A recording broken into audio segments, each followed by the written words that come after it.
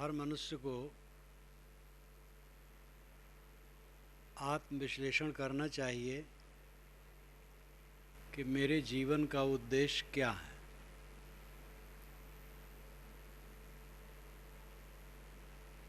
गृहस्थी में प्रवेश क्यों किए, विरक्ति मार्ग में क्यों आए, ये सब का उद्देश्य क्या है और जीवन का मूल उद्देश्य क्या है।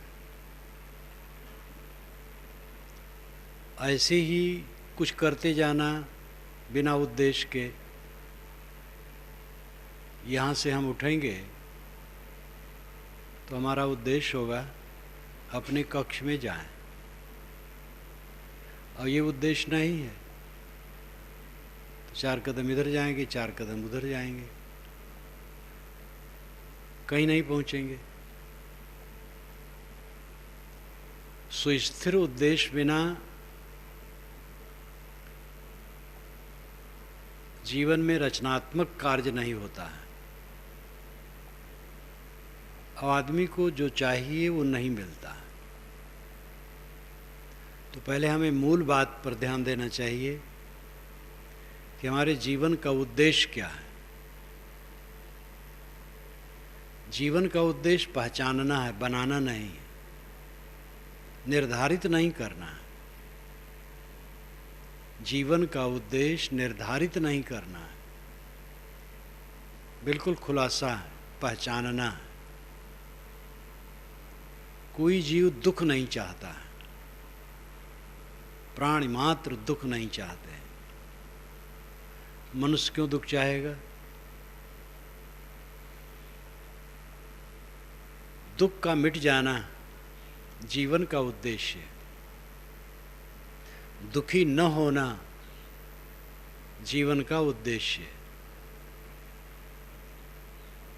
दूसरे वाक्य में हम कह सकते हैं सुखी रहना जीवन का उद्देश्य है। और इसी को आप कह सकते हैं मोक्ष की प्राप्ति, निर्वाण की प्राप्ति, कल्याण की प्राप्ति, ईश्वर की प्राप्ति जीवन का उद्देश्य है। प्राप्त कुछ होता नहीं है, ये महाभ्रम है कि कुछ प्राप्त होगा। प्राप्त भौतिक वस्तुएं होती हैं और खो जाती हैं। संतो आवे जाए सो माया। माया की परिभाषा छोटे वाक्य में, संतो आवे जाए सो माया। इसमें जो संस्मरण आ जाता है सन 1969 का, काशी में मेरा प्रकाशन चल रहा था। हजारी प्रसाद द्विवेदी से बातचीत हुई, बड़े मस्त मौला, उनकी बात बड़ी अच्छी लगती थी। बात करते थे तो हिंदी, इंग्लिश और देहाती भाषा और संस्कृत ये मिला के बोलते थे। तो उन्होंने कहा कबीर साहब ने तो माया की परिभाषा कर दी है, संतो आवे जाए सो माया। इससे अधिक साफ और क्या हो सकता है? जो आवे और जाए, मिले और बिछुड़े, वो हमारा लक्ष्य नहीं है। परमात्मा ब्रह्म मोक्ष की प्राप्ति नहीं होती है। प्राप्त होगा तो छूट जाएगा। वस्तुतः वो छूटा ही नहीं है, वो हमसे भिन्न नहीं है। हमने कूड़ा कबाड़ लाद लिया है, बस कूड़ा कबाड़ को बुहार के फेंक देना है। सब कूड़ा जब निकल जाएगा तो शेष रह जाएगा ब्रह्म, राम, मोक्ष, निर्वाण, कल्याण। पारमार्थिक शब्दों की लंबी सूची बना लीजिए। उस सूची के समस्त नाम इसी में चरितार्थ होंगे। जीवन का उद्देश्य दुखहीन हो करके जीना है। परम सुख में जीना है। ये जीवन का उद्देश्य है। ये उद्देश्य निर्धारित है अपने आप, ऑटोमेटिक, स्वाभाविक, क्योंकि कोई जीव सुख दुख नहीं चाहता, अनंत और निर्भय सुख चाहता है। लेकिन ये कब होता है? दृष्टि हमारी धूमिल है, अविद्याग्रस्त है। इसलिए सब समय इंद्रियों से प्रतीतमान जो कुछ है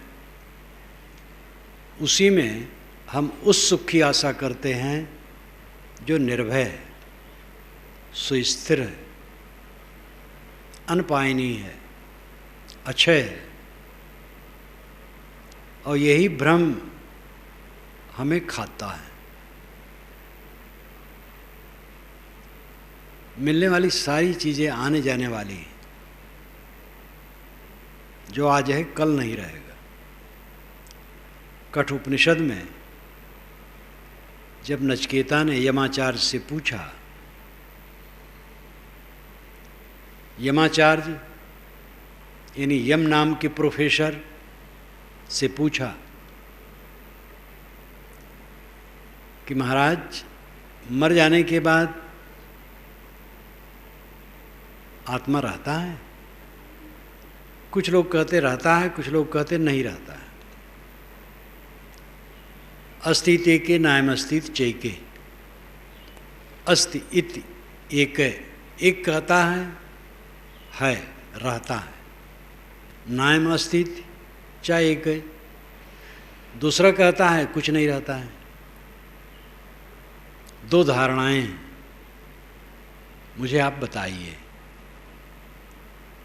यमाचार्य ने कहा ये प्रश्न मत पूछो, ये बहुत गूढ़ है, देवता लोग भी इसका हल नहीं कर पाए, बड़े बड़े विद्वान नहीं हल कर पाते हैं, इसको मत पूछो। मैं तुम्हें 100 वर्ष की जिंदगी दे दूं, सुंदरी युवतियां दे दूं, और ऐसे ऐसे बच्चे तुम्हारे हों जो 100 वर्ष जिए। पौराणिक नशा उस समय नहीं था कि 1000 लाख करोड़ अरब बरस जिए। पुराणों में तो बड़ी ढिठाई की गई है। राजा प्रिवर्त 11 अरब बरस राज करते रहे। ये ढिठाई वेदों और उपनिषदों में नहीं। 100 वर्ष जीने के लिए कहा, 100 वर्ष जिए ऐसे पुत्र दे दूं, रथ, हाथी, घोड़े, पालकी, समस्त ऐश्वर्य, बड़ी बड़ी अट्टालिकाएं दे दूं, लेकिन ये प्रश्न मत पूछो। नचिकेता ने कहा, महाराज, जिनके नाम आपने गिनाए हैं, स्वभावा, ये स्वभावा, स्व अभाव, स्वनाम कल, स्व अभाव, कल नहीं रहेंगे, स्वभावा। संस्कृत में स्व कहते हैं कल को, तालब्बी श का आधा हुआ, और अभावा, स्वभावा, स्व कल, अभाव नहीं रहेगा, जो आज है कल नहीं रहेगा।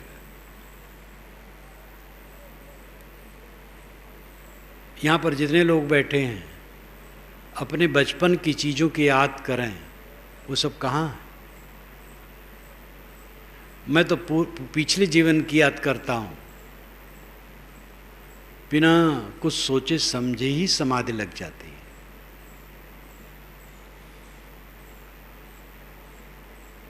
जिसमें मैं रहा, खेला, खाया, बड़ा हुआ, वो सब आज कुछ नहीं।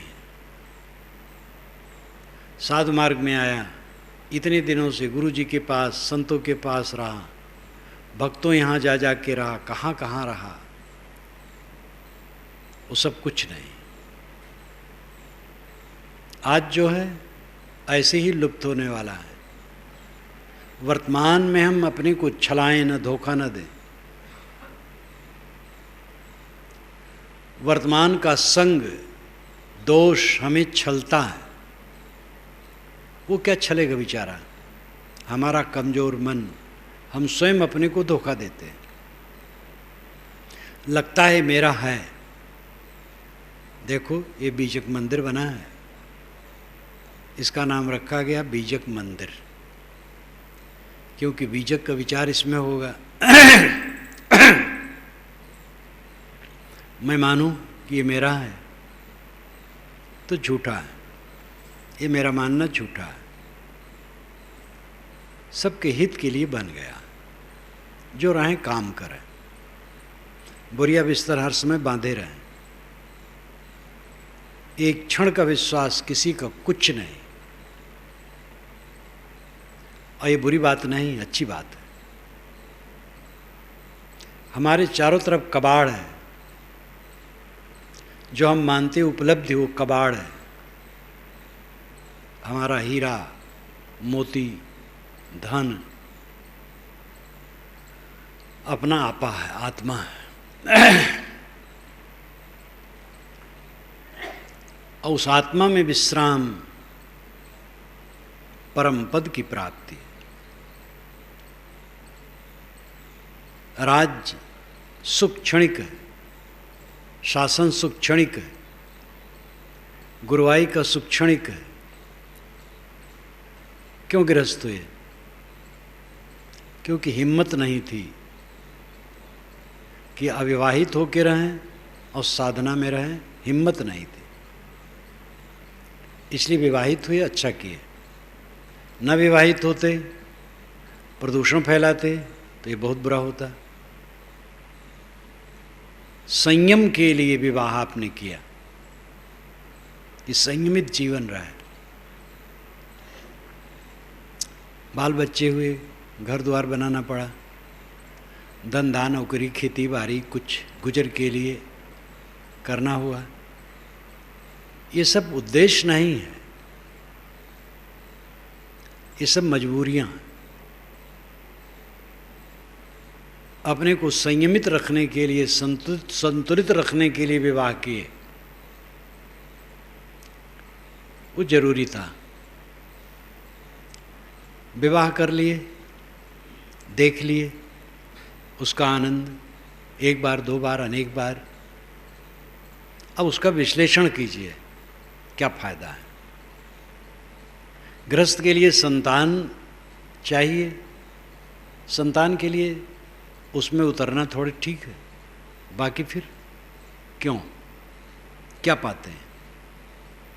आदत बनती है खराब, उत्तेजना होती है, क्षीणता होती है, मलिनता होती है, पछतावा होता है, फिर वही फिर वही फिर वही। एक बार ठगावे बावनवीर कहावे, बार बार ठगावे गप्पू नाथ कहावे। एवं क्षेत्र में कहावत कहते हैं। कब तक गप्पू नाथ बने रहोगे? संभालो अपने को। इंद्रियों को उत्तेजित करते रहना उद्देश्य नहीं है, ये तो बहुत हानि है।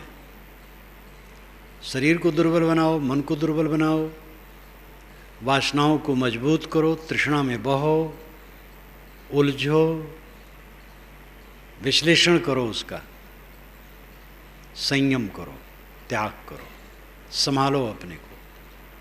बाल बच्चे हैं, पालो पोसो, पढ़ाओ लिखाओ, शिक्षा दीक्षा दो, लेकिन अहंकार न गांठो। सारा दुख वहीं से पैदा होना है। सेवा करो, उनसे कुछ चाहो ना, पीड़ा वहीं से मिलना है। क्यों पीड़ा मिलती? हमारे अहंकार के कारण। हम सेवा करें, वो भी एक मजबूरी है। निमंत्रित कर लिए हैं आप, आपके घर में पैदा हो गए, पैदा होने के साथ फिर उनका जोड़ा भी बनाया गया, कहीं से लड़की लाई गई। अपनी लड़की है तो बाहर भेजा गया, उसका बोझा तो उतर गया, लेकिन लड़का है तो उसके लिए लड़की लाई गई, बोझा और बढ़ा। ये सब कुछ संभालना है, निरहंकार होकर, निष्काम होकर। जितना अहंकार करोगे कूटे जाओगे। मेरे बच्चे, मेरी बहू, मैंने सब किया, और मेरे ही से तन के रहते हैं। ये सदैव तकलीफ देगी ये भावना। सेवा करना है, विनम्र होकर रहना है, जैसे वो करे। बहुत बहुत मधुर कहानी है। एक कमरे में पति पत्नी थे, दोनों लड़ रहे थे। पत्नी ने कहा, अगर मैं जानती तुम ऐसे हो तो मैं अपनी शादी तुम्हारे साथ न करती। उसने कहा, मैं तुम्हें जानती तो छाया न छूती। दूसरे कमरे में उनके छोटे छोटे बच्चे खेल रहे थे। कहे, पिताजी आप लोग क्यों लड़ रहे हैं? अरे बिना हम लोगों से पूछे आपने शादी की ही गलती की।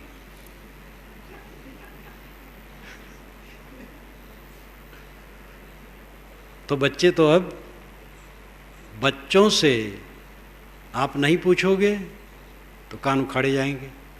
बच्चे आपसे न पूछे कोई हर्ज नहीं, बच्चे कुछ करें वह आपसे नहीं पूछेंगे, लेकिन आप बच्चे से न पूछो तो कुशल नहीं।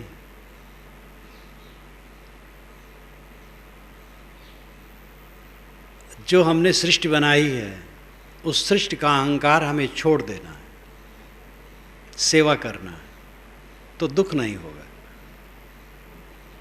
गृहस्थी चलाना आपका उद्देश्य नहीं है। खेती करें, व्यापार करें, नौकरी करें, पैसा कमाएं, परिवार पोसें, जीवन का उद्देश्य नहीं है। ये मजबूरियां। गृहस्थी बनाए, अपना भी खाना है, उनको भी खिलाना है,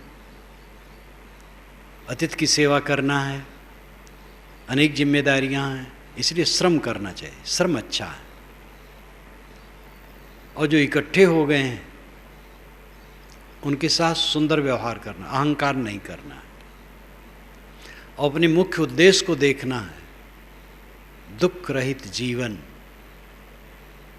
वो बचा रह जाता है। उद्देश्य परख ही में नहीं। हर समय हम चाहते हैं दुखहीन जीवन जिए, ऐसा जीवन हमारा हो जिसमें दुख नाम की चीज न हो, केवल सुख, शांति, निर्भयता, यही हम चाहते हैं। लेकिन परख नहीं, उद्देश्य का पता ही नहीं। जी रहे हैं, रेंग रेंग के जी रहे हैं। चपरासी जी रहा है, बड़ा अफसर जी रहा है, अनपढ़ जी रहा है, बड़े बड़े प्रकांड पंडित, विद्वान, प्रोफेसर जी रहे हैं, कई विषय किए में हैं, रास्ते में चलते हैं, मन कहीं रहता है। हाथ की व्यंजना, चेहरे की व्यंजना कुछ होती रहती है, मन ही मन में धुने हैं। प्रोफेसर हैं, मनोविज्ञान के भी प्रोफेसर हैं, और मन में उलझे। ये बाहर का टीम टाम कुछ करता नहीं। गृहस्थी चलाना आपका उद्देश्य नहीं है, मजबूरी है, उसको चलाइए। असली उद्देश्य को समझिए। हम लोग घर छोड़ के साधु हो गए, गुरु की शरण में आ गए, आश्रम में हो गए, मोटे दोस्त सहज ही छूट जाते हैं।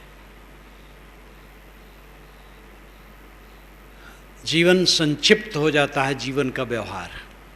यहाँ इतने साधु हैं, किसी को न लड़के की चिंता है, न लड़की की चिंता है, न घर द्वार की चिंता है, बस खाएं पिए, भजन करें, सेवा करें, कोई चिंता नहीं। मोटे दोस्त यहाँ होने कोई बातें नहीं। लेकिन ये जीवन का उद्देश्य पूरा नहीं हो गया। अधिकतम साधु इसी में रुक जाते हैं। सदाचारी हैं, मोटे दुर्गुण नहीं हैं, शांति से जीवन जी रहे हैं, पूजा पाठ सत्संग, कितनी जगह तो ये सब भी कुछ नहीं, केवल वेश है। लेकिन जहाँ ये सब है, पूजा पाठ सत्संग, उसमें चल रहे हैं, काम पूरा है। अब इसी में फिर कला, बड़ा बनने की कला, कुछ पाने की कला, दूसरा हमें बड़ा माने, दूसरे ने हमें क्यों कह दिया, वही कला यहाँ शुरू होगा जो गृहस्थी में है।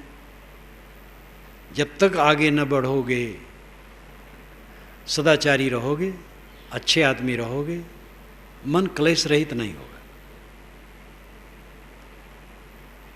इसलिए जीवन का उद्देश्य स्थिर होना चाहिए सामने, वो स्थिर नहीं रहता। साधु हो गए, बाबा हो गए, कितने लोग तो इतने बदहवास हो जाते हैं, गुरु हो गए, महंत हो गए, कृतार्थ हो गए। वैसे गुरु शब्द बहुत गंभीर है। गुरु गरिष्ठ, श्रेष्ठ, जो निष्काम दशा में स्थित हो गया वो गुरु है। एक दीक्षा किसी को न दे जीवन में, किसी को शिष्य न बनाए, वही गुरु है जो निष्काम हो गया। आप सुखी दूसर सुखी, सदगुरु कहिए ताहें, ये रामराज साहब ने पंचग्रंथी में कहा। सदगुरु किसे कहना चाहिए? जो स्वयं सुखी है और दूसरे को सुख देता है, वो सदगुरु है। सुख तो कोई किसी क्या देगा, सत्पात्र लोग उससे सुख पाते हैं। गुरु किसी को सुख दे नहीं पाएगा, क्योंकि ये कोई वस्तु नहीं है कि दे दे उसके हाथ में। भावनात्मक पक्ष है, जो उसकी भावना ठीक हो, गुरु को समझ पाए, उसके गुण को समझ पाए, तब वो लाभ लेता है। जो नहीं समझ पाते हैं, साथ में रहते हैं, नहीं लाभ ले पाते हैं। इतिहास सिद्ध बात है। कृतार्थात्माओं के पास रहने वालों में कई लोग बिल्कुल उनको नहीं समझ पाए जीवन भर, क्योंकि जो प्रक्रिया जीवन की होनी चाहिए उनकी नहीं रही। तो गुरु सुख क्या देगा? जब शिष्य सत्पात्र होगा, समझ पाएगा, तो निश्चित है उसको सुख मिलेगा। आप सुखी दूसर सुखी, सदगुरु कहिए ताहें। स्वयं सुखी है और दूसरे को सुख देता है, वो सदगुरु है। शीतल, निष्काम, निर्माण, पूर्ण अवस्था, ये गुरुपद है। दूसरा गुरुपद है व्यावहारिक, दीक्षा देना। गृहस्थों को दीक्षा दे करके छुट्टी मिल जाती है, दीक्षा दिए चल दिए। जो घर द्वार छोड़ के आते हैं उनकी जिम्मेदारी बहुत ज़्यादा हो जाती है, उनको निभाना, उनके शरीर को देखना, मन को देखना। लोग कहते हैं कि शिष्य को चाहिए गुरु को अर्पित हो जाए, होना ही चाहिए, लेकिन गुरु को तो और अर्पित होना पड़ता है। शिष्य कोई त्रुटि कर दे तो क्षम्य, गुरु त्रुटि करे तो क्षम्य नहीं।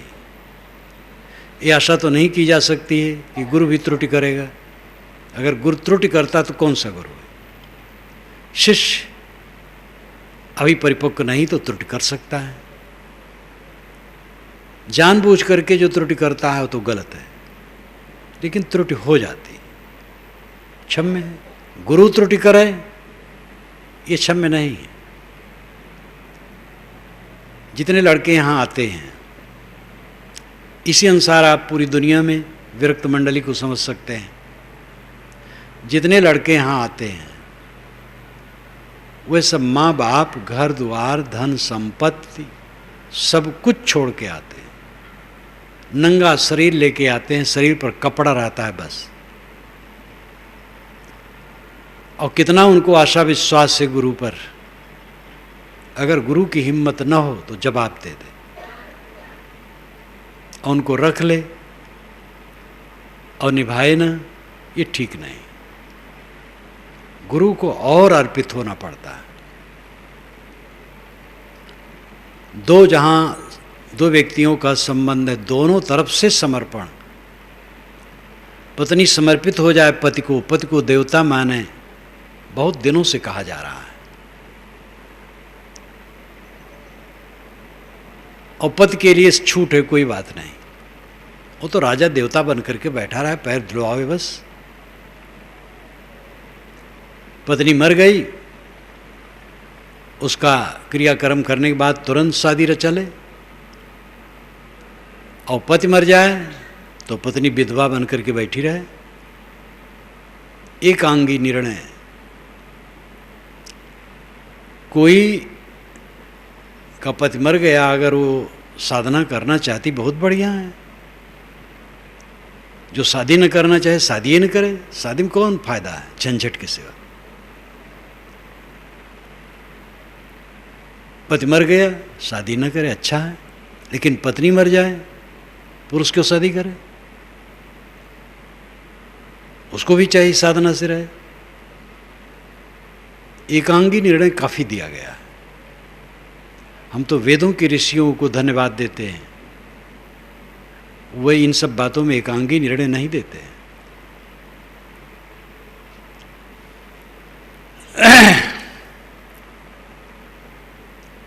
पति पत्नी दोनों मित्र, दोनों को समर्पित हो। समर्पित वासना भोग के लिए नहीं, उसको तो जितना कम करें घटाएं ठीक है। व्यवहार चलाने के लिए, मधुरता के लिए। इसी प्रकार गुरु शिष्य का संबंध भी है। शिष्य समर्पित हो, गुरु भी समर्पित हो, दोनों को निभाएं, दोनों सहयोग से चलें, साधना से चलें। ये दोनों की जिम्मेदारी है। तो गुरुवाई एक व्यावहारिक पक्ष है, वो कृतार्थ अवस्था नहीं है, बल्कि अगर अपनी कमजोरी है और गुरुवाई की जा रही है तो उलझन है और बंधन है। चेलों से लड़ेगा, गृहस्थों से भी लड़ेगा। गृहस्थ को जितना चाहिए था उतना नहीं दिया।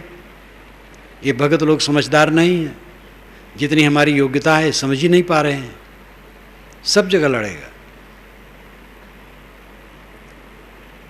पूर्ण निष्काम होकर के गुरुवाई का व्यवहार लेना चाहिए,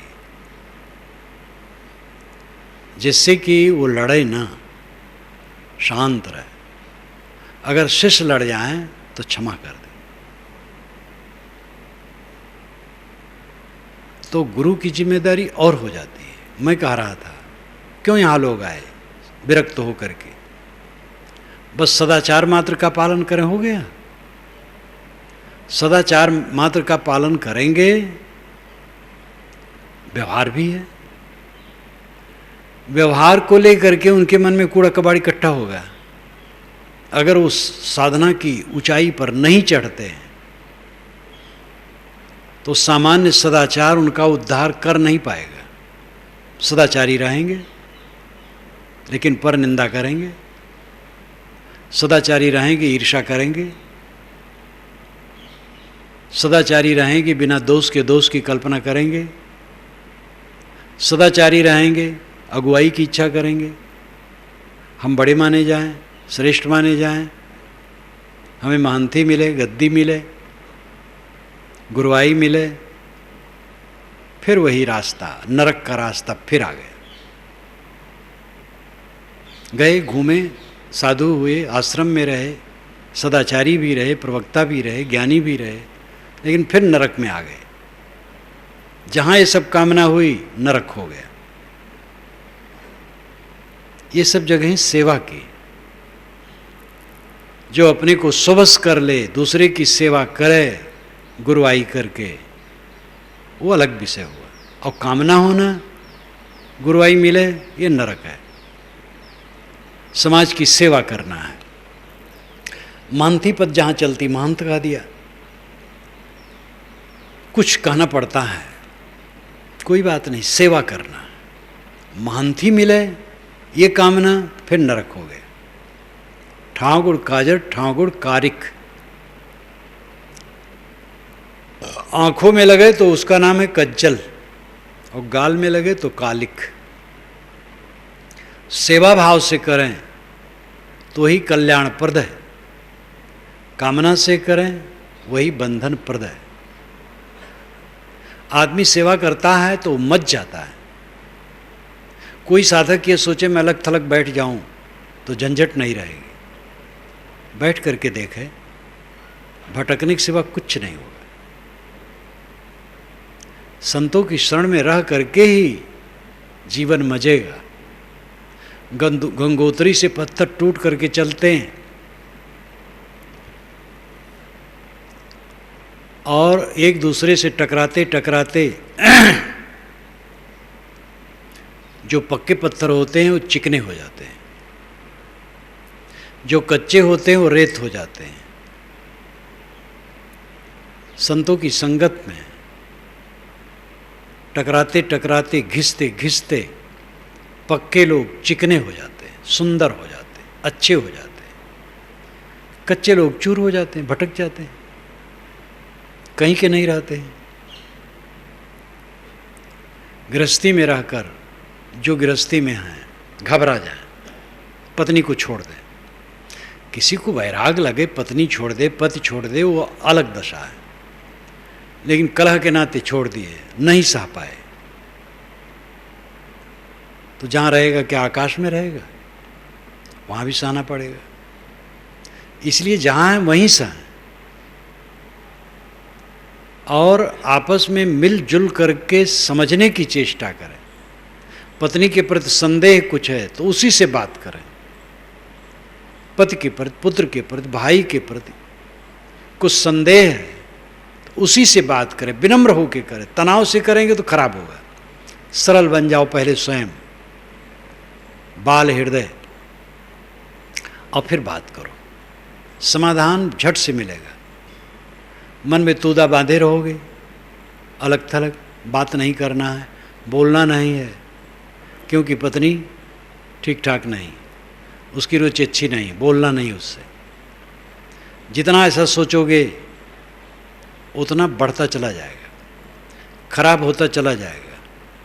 बच्चे से नहीं बोलना है, जितना नहीं बोलोगे उतना खराब होगा। सरल बन जाओ, बच्चे की तरह ही आप बन जाओ और बच्चे को बैठा के बात करो, वो भी सरल हो जाएगा और समस्या खत्म।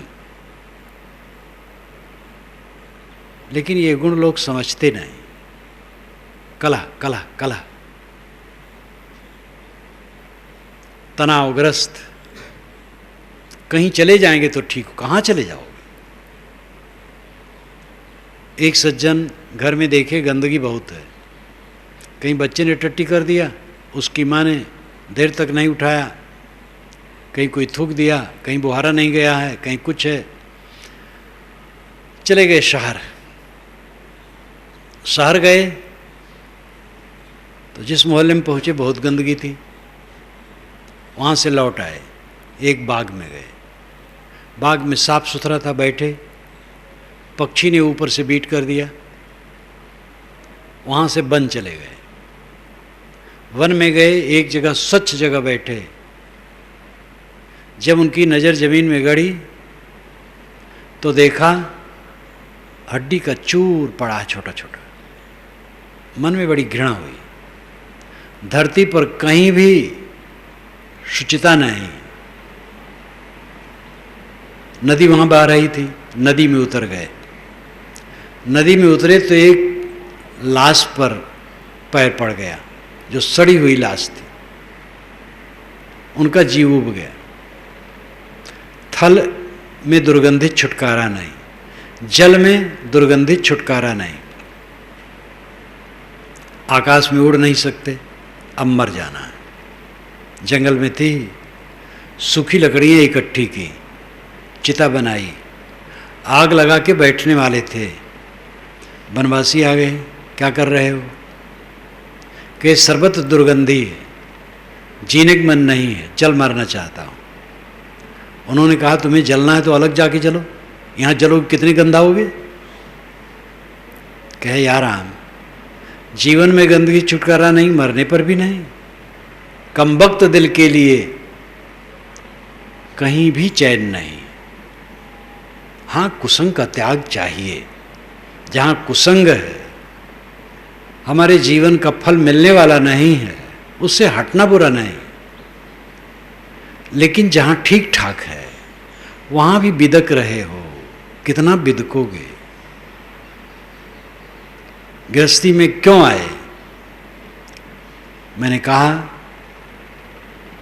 कि गृहस्थ जीवन से हट करके रहने की हिम्मत नहीं थी। अविवाहित रहें, जीवन भर ठीक रहें, ये हिम्मत नहीं थी, इसलिए विवाह किए। तो विवाह करने का उद्देश्य ही है संयम, संयम से रहें। और विवाह के पीछे जो पुंगरा लगता है, लाइन लगती है, उसकी सीमा नहीं है और उसमें छुट्टी नहीं है। अभी एक भक्त का पत्र आया है मेरे पास,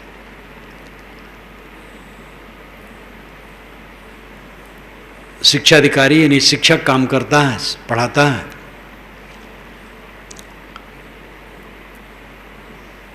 और रिटायरमेंट की स्थिति में है। उसको आशा थी कि बुढ़ापा में भजन ज़्यादा करूँगा। पत्र में लिखा है कि आप जो कहते हैं आप लोग सच कहते हैं। बुढ़ापा में तृष्णा और मोह ये दोनों बढ़ते हैं। जितना स्वच्छंद चित्त मेरा पहले था उतना स्वच्छंद नहीं, कुल उल्टा हो रहा है। तो कोई ये आकाशी बात नहीं है, अपनी भूल है, सावधानम नहीं है। स्वाध्याय साधना सत्संग में जैसे लगना चाहिए ये सब नहीं है, उसका फल है। कोई लगेगा उन्नत करेगा। तो विवाह के बाद जो लाइन लगी पीछे वो हनुमान की पूंछ है, वो खत्म होने वाली नहीं। सावधानी से बरतना है और अपने को निकाल लेना है उसके अहंकार ममकार से। गृहस्थी में रह करके गृहस्थी को जीतें, साधना संयम द्वारा अपने आत्मा को ऊपर उठाएं। विरक्ति मार्ग में जो आए हैं वह सामान्य सदाचार जीवन के उद्देश्य की पूर्ति न समझ लें और यहाँ आकर के फिर वो व्यवहार वाली बात को लेकर के कालुष्य न पैदा करें। सामान्य सदाचार में रुकेंगे तो कालुष्य पैदा होगा, जब साधना करेंगे तब कालुष्य नहीं होगा। जो साधक है उसको तो एक एक बात खटकती है। मेरे मुख से किसी के लिए निकल गया तब फिर ऐसा नहीं निकलेगा। मैं किसकी बुराई करूं, किसकी निंदा करूं? कट निकल जाए तो अपने को चोट लगती है। अब ऐसा कट नहीं निकलेगा। किस चीज में मैं अपने को जोड़ूं? शरीर जब अपना नहीं है, कौन सी वस्तु में जोड़ूं? गुरुवाई में जोड़ूं, महंती में जोड़ूं, पूजापा में जोड़ूं? मैं लेखक हूं, कवि हूं, सेवा शरीर से ठीक है हो रही है। आजकल में जब मेरा शरीर छूट जाएगा, मेरे लेखक होने क्या पता मुझे होगा? मेरी किताबों से लाखों लोग लाभ लेते रहें और बहुत दिनों तक लेते रहें, मुझसे क्या उससे मतलब होगा? किसी चीज में अपने को जोड़ना कैसे संभव है? अगर कोई साधना करता है तो साधना रुक जाती है, सामान्य सदाचार में संतोष हो जाता है। मठ है, हम लोग हैं, खाते हैं, पीते हैं, भजन करते हैं, समाज की जो बन सकती है सेवा करते हैं, रुक गए, आगे साधना चिंतन नहीं है तो निश्चित है हमारे मन में कलह शुरू होगा, विकार शुरू होगा, मलिनता शुरू होगी, उस समाज के लिए भी नुकसान करेगी। अब अपने आप के लिए तो विनाश ही है, लेकिन अगर कोई साधना में रहता है तो विकार आएगा ही नहीं, कुछ कामना ही नहीं है, सेवा केवल है। कोई हमें कुछ कह दिया और ज़्यादा कहना चाहिए, कम कहा है। हम तो बहुत थर्ड क्लास के आदमी हैं और उसको कहना चाहिए। बिजली परे समुद्र में कहा सकेगी जार। बिजली अगर समुद्र में गिरे किसको जलाएगी? अपने आप बुझ जाएगी। शीतल मन हो गया, कौन तकलीफ देगा? इस दुनिया में किसकी हस्ती है जो मुझे तकलीफ दे दे? तकलीफ तो मेरा कालिख देता है, मेरा मैल देता है, मेरी विद्या, मेरा ज्ञान, मेरा अविवेक तकलीफ देता है। जो साधनारत रहता है वो इस तथ्य को समझता है और अपनी उद्देश्य की तरफ निरंतर गतिशील होता जाता है। उसमें भ्रम नहीं होता है, भटकाव नहीं होता है। वो देखते हुए मानो नहीं देखता है, जानते हुए नहीं जानता है, प्राप्त करते हुए नहीं प्राप्त करता है। ये सब दिखाई देता है, ये सब दिखाई, सो जाता हूँ तब नहीं दिखाई देता है। जब हमारी नींद लग जाती है तो हमें पता नहीं लगता है। शरीर का पता नहीं, आश्रम का पता नहीं, प्रचार का पता नहीं, पुस्तकों का पता नहीं, कुछ पता नहीं रहता। रोज रोज ये वानगी हमें मिलती है, इससे प्रेरणा ले। और एक दिन आँख ढप जाएगी सदा के लिए, सब गायब। इस शहर में मेरे 3 दिन के कार्यक्रम थे एक बार, तो हर दिन भिन्न लोग अपनी गाड़ी लेके आते थे। जो कार्यक्रम आयोजित किए थे उनसे कहे कि भाई एक ही व्यक्ति को सेवा करने का अवसर हो, ऐसी बात नहीं। हम लोग अलग अलग भिन्न भिन्न दिन जाएंगे, लाएंगे और पहुंचाएंगे। तो अपनी अपनी गाड़ी भिन्न भिन्न दिन लोग लाते थे। लाए एक सज्जन, इतना ही समय करीब रहा होगा, गाड़ी पर बैठा, साथी लोग भी बैठे, चले। कहे महाराज ये बड़ा अच्छा हुआ, आपका एक अस्थाई आश्रम बन गया। ये बहुत पुराना नहीं है, 77 में बीजारोपण हुआ है, 78 में प्रीतम नगर का थोड़ा खंड बना है, तब से चला है। तो उन्होंने कहा ये बड़ा अच्छा हुआ, आपका अस्थाई आश्रम बन गया। मैंने कहा अस्थाई आश्रम ही हमारा कहाँ है? मेरा अस्थाई आश्रम कुछ और है। वो नहीं समझ पाया, तो मैं धीरे धीरे समझाया। मैंने कहा चलो प्रवचन में पूरा समझोगे। ये अस्थाई आश्रम कहाँ? अभी यहाँ से घूमने चला जाता हूँ तो अस्थाई नहीं रहता है, और एक दिन कभी भी हमारा आश्रम नहीं रहेगा और अनंत काल के लिए नहीं रहेगा। तो अस्थाई आश्रम कहाँ हुआ? अस्थाई आश्रम, अस्थाई आनंद भवन, अस्थाई किला, मोक्षधाम, साकेत लोक, गोलोक, शिवलोक मेरा अपना आत्मलोक है, आत्म विश्राम है, स्वदेश। और तो फॉरेन है, सब फॉरेन, विदेश है। इंद्रिय मन से प्रतीतमान सब विदेश है। इंद्रिय मन को जहाँ विश्राम हो जाता है वो स्वदेश है। ध्यान स्वदेश में पहुँचने के लिए एक अभ्यास है। ध्यान में क्या बताया जाता है? मन को समेट लीजिए, अपने में लौट आइए। अपने में लौट आए, स्वदेश पहुंच गए, सोचना बंद हो गया, चित्त विश्राम पा गया, स्वदेश पहुंच गए।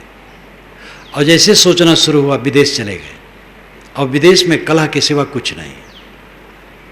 बाहर देखे कला, प्रपंच, अनुकूल प्रतिकूल, राग द्वेष, हानि लाभ, सब कला कला कला। स्वदेश में लौटो। विवेकवान परिपक्व अवस्था में हो करके सब समय स्वदेश में रहता है। जो संकल्पों को त्याग करके रहता है तब तो स्वदेश में रहता ही है। जब वो संकल्पवान होता है तब भी स्वदेश में रहता है। परखे रूप अवस्था जाए, आन विचार न ताहि समाए। सदगुरु रामराज साहब ने पंचग्रंथी में कहा। पंचग्रंथी टीका सहित यहाँ उपलब्ध है, जो चाहे देख सकते हैं। उसमें गुणता भी है, सरलता भी है, सब बातें। परखे रूप अवस्था जाए, आन विचार न ताहि समाए। जो पूर्ण अवस्था को प्राप्त साधक है, सारी अवस्थाएं उसकी परख में जाती हैं। परख, परख का अर्थ ही है परख। परखने वाला उदास हो जाता है, निष्काम हो जाता है। परखा, परखने में आ जाएगा, फीका है। संसार की वस्तुएं आप जहाँ परख पाए तहाँ वो फीकी लग जाएगी, नहीं परख पाते इसलिए रसदार लगती है। और अपनी बीती हुई घटनाओं से हम आप समझ सकते हैं। इसमें जो गृहस्थ बूढ़े बैठे वे पूर्व जीवन की याद करें, जब वे दूल्हा बने थे कितना उनको रस लगा होगा, कितनी गर्माहट रही होगी। आज उसमें क्या रस है? कई लोग सोच सकते हैं जब उनको बच्चा पैदा हुआ था कितना रस लगा था। पहला लड़का हो, लड़की नहीं लड़का, ये भी पक्षपात है। और ये पक्षपात केवल लड़के को नहीं, लड़की को भी है। एक लड़की है, महिला है, लड़की ही तो है, उसको बच्चा पैदा हुआ तो जानना चाहती है दाई से, साथ की स्त्रियों से कि लड़का है कि लड़की। अगर लड़की है तो वहीं सूख जाती है वो, लड़का है तो ठीक है। ये पक्षपात भारत में बहुत है, विदेश में कम है। मदर टेरेसा ने बताया था वह अनाथ बच्चों को, शिशुओं को पालती रही, तो उन्हें कोई गोद ले ले, देश विदेश का, हिंदू मुसलमान ईसाई कोई भी गोद ले ले, देती थी। वह कहती थी भारत वाले प्रायः लड़के लेते हैं, विदेश वाले लड़की भी लेते हैं। लड़की और लड़के में क्या फर्क है? तो आदमी को जो कुछ मिलता है सब खो जाने वाला है, सब विदेश है, सब विदेश है। स्वदेश आत्म स्थित है। विवेकवान हर समय इसको देखते हैं। जब वो खाते हैं, पीते हैं, बोलते हैं, हंसते हैं, नाली साफ करते हैं, कोई काम करते हो, वो सब समय स्वदेश में रहते हैं।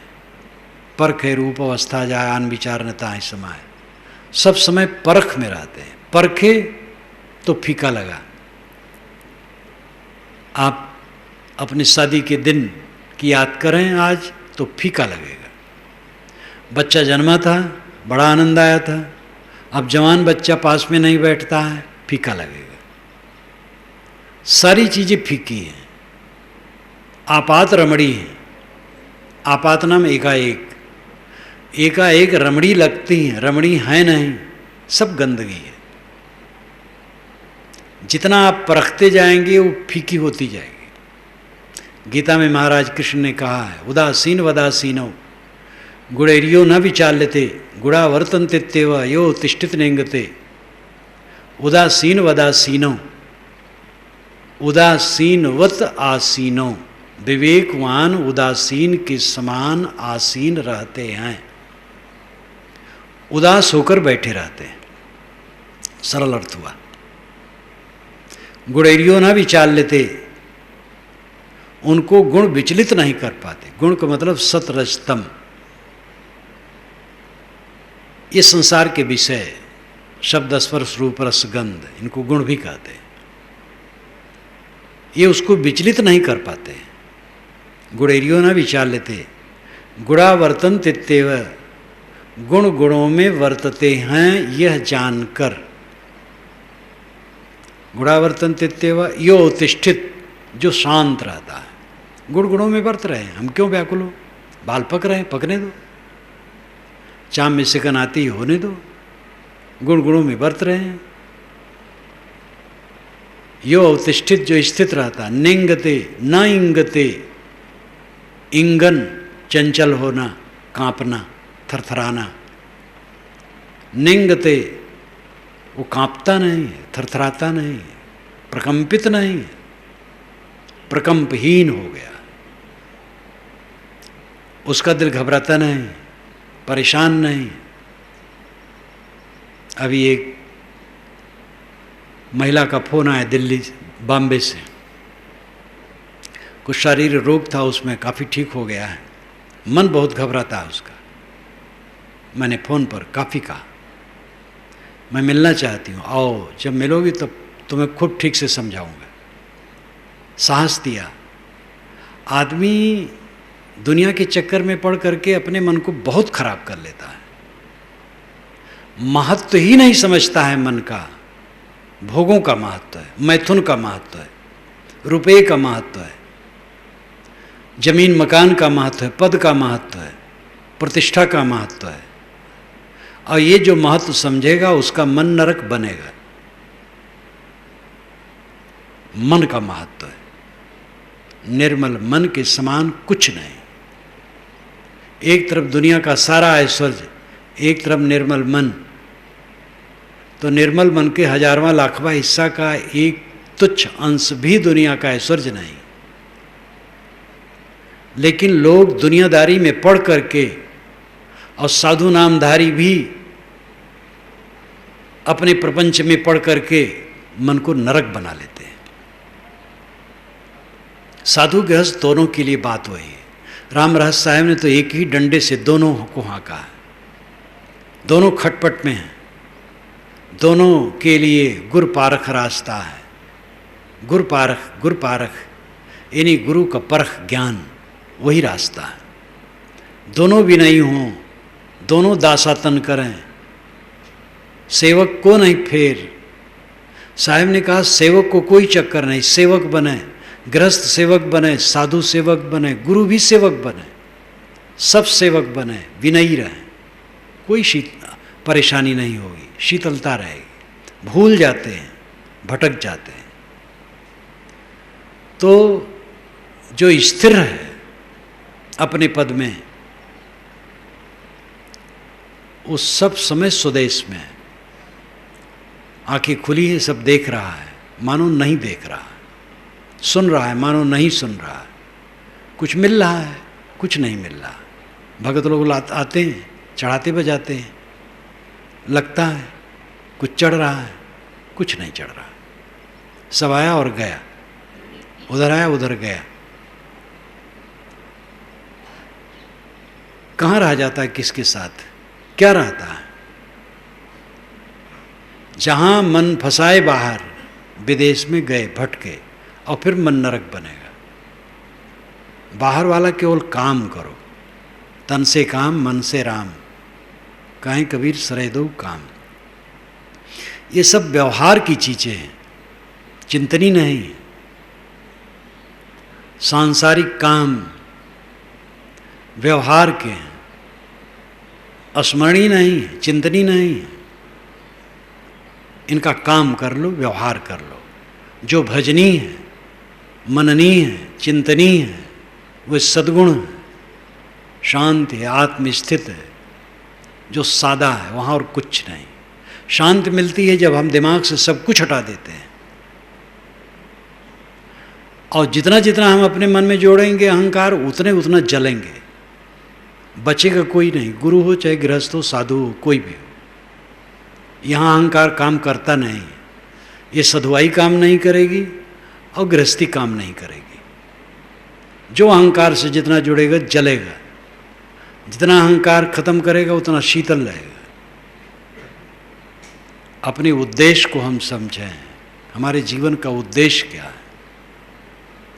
उद्देश्य है परम शीतलता, दुखहीन जीवन जीना, शांति में, अखंड शांत, निर्भय शांत, जिसमें अशांति और दुख का नाम न हो, ऐसा जीवन जीना, ये जीवन का उद्देश्य है। ये उद्देश्य बनाना नहीं, परखना है। सभी आत्माएं दुखहीन हो करके रहना चाहती हैं, परख लें। परखने की फुर्सत नहीं है। बूढ़े बूढ़े लोग कहते महाराज फुर्सत नहीं है। अच्छा है भैया, न फुर्सत रहे। 75 वर्ष के एक बूढ़े आए, हो गया 15 वर्ष। कुछ लोगों को दीक्षा दिलानी थी, दीक्षा दिलाए। कहे साहब जा रहा हूँ। मैंने कहा इन लोगों को जाने दो, तुम रहो, 2-4 दिन रह लो। तो शक पका गए। मैंने कहा क्या बात है? कहे साहब घर गृहस्थी मुझे संभालना पड़ता है। मैंने कहा घर में कितने लोग हैं? कहे 3 बच्चे हैं, 2 दुकान करता है, 1 नौकरी में है, खेती में देखता हूँ। मैंने कहा कितनी उम्र है? कहे 75। हम कहे कब तक खेती देखोगे? कोई उत्तर नहीं। घर में रहे खेती देखना चाहिए, बूढ़ों को भी देखना चाहिए, लेकिन घर संभाल लें, अपने को नहीं संभाल रहे हैं। कब्र में चले जाएंगे, अपने को नहीं संभालेंगे। इतनी असावधानी है कि जीवन का उद्देश्य परखें कब? जब अकेले में बैठें, सोचें। मैंने सुबह कहा था, साधु संगत करो, रहनी और बोध संपन्न संतों की संगत करो, ज्ञान के ग्रंथ पढ़ो और उनसे खुराक मिले, अकेले में बैठ करके चिंतन करो, तब कुछ पता लगेगा कि जीवन में कितना कबाड़ है। साधक अपने कबाड़ को देखता है, सामान्य आदमी को कह दो तुम्हारे में कबाड़ है तो लाठी ले लेगा, और एक साधक से कह दो तुम्हारे में कबाड़ है, वो विनम्र हो जाएगा। और जो निर्मल है, उस अवस्था को प्राप्त है, उसको चाहे जो कहो कोई फर्क नहीं पड़ने वाला, वो गुस्सा नहीं करेगा। वो तो अपने अधूरेपन में गुस्सा आता है। तो जीवन के उद्देश्य को हम परख ही नहीं पाते, क्योंकि फुर्सत ही नहीं। उसके लिए अंतःकरण होना चाहिए। फुर्सत भी हो तो बकवास मन में आएगी। अंतःकरण वैसा हो, और वैसा अंतःकरण बनाने के लिए सबकी जरूरत है। सत्संग, स्वाध्याय, एकांत क्षण, हम सब विश्लेषण करें, अपने जीवन के उद्देश्य को पहचानें और उसके तरफ चलें। अहम शुद्ध चैतन्य ज्ञान स्वरूपम अजरहम अमरहम अखंडम अनूपम अहम शुद्ध चैतन्य ज्ञान स्वरूपम अजरहम अमरहम अखंडम अनूपम अहम शुद्ध चैतन्य ज्ञान स्वरूपम अजरहम अमरहम अखंडम अनूपम अहम शुद्ध चैतन्य ज्ञान स्वरूपम अजरहम अमरहम अखंडम अनूपम अहम शुद्ध चैतन्य ज्ञान स्वरूपम अजरहम अमरहम अखंडम अनूपम अहम शुद्ध चैतन्य ज्ञान स्वरूपम